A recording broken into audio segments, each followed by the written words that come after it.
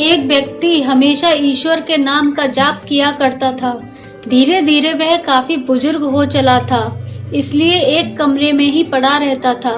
जब भी उसे शौच, स्नान आदि के लिए जाना होता था, वह अपने बेटों को आवाज लगाता था और बेटे ले जाते थे।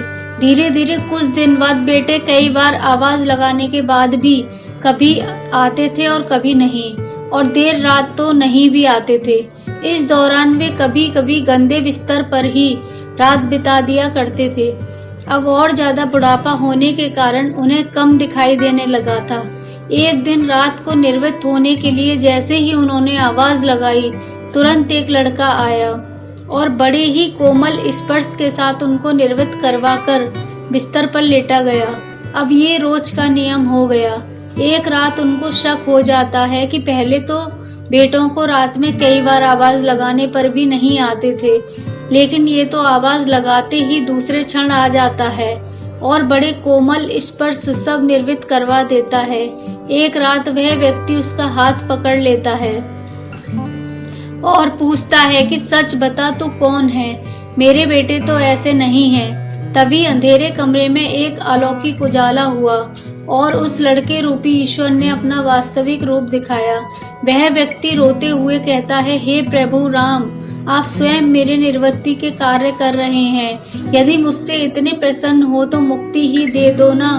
प्रभु कहते हैं कि जो आप भुगत रहे हैं वो आपके प्रारब्ध हैं। आप मेरे सच्चे साधक हैं, हर समय मेरा राम नाम जप करते हैं, इसलिए मैं आपको प्रारब्ध भी आपकी सच्ची साधना के कारण स्वयं कटवा रहा हूँ।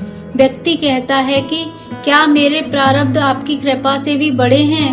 क्या आपकी कृपा मेरे प्रारब्ध नहीं काट सकती है? प्रभु कहते हैं कि मेरी कृपा सर्वोपरि है, ये अवश्य आपके प्रारब्ध काट सकती है, लेकिन फिर अगले जन्म में आपको ये प्रारब्ध भुगतने फिर से आना होगा। यही कर्म का नियम है। इसलिए आपके प्रारब्ध में स्वयं अपने हाथों से कटवा कर इस जन्म मरण से आपको मुक्ति देना चाहता हूँ।